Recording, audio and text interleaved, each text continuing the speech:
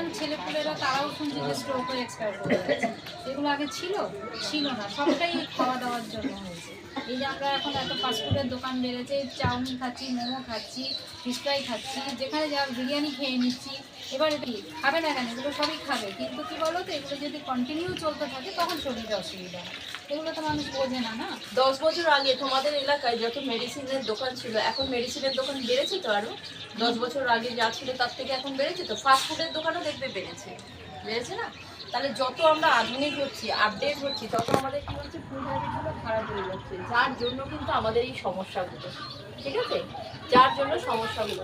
সেই জন্য খাওয়া দাওয়াকে ঠিক করো, সঠিকভাবে জল খাও, এক্সারসাইজ করো, জলটা ঠিক করে খাও, তাহলেই কিন্তু ভালো হয়ে যাবে। ঠিক আছে, স্বাস্থ্য আমাদের হাতে, এটাকে অবহেলা করো না, এটাকেই বেশি করে। প্রেসার নেই তো? প্রেশার তো আমরা চেক করলাম না, তোমার বডি প্যারামিটার চেক করলাম যে তোমার না না ঠিক আছে, তোমার বডি বিএমআই লেভেল ঠিক আছে, এখন তোমার প্রেশারের কোনো সমস্যা নেই, এখন তোমার বিএমআই লেভেল নরমাল রেঞ্জে আছে।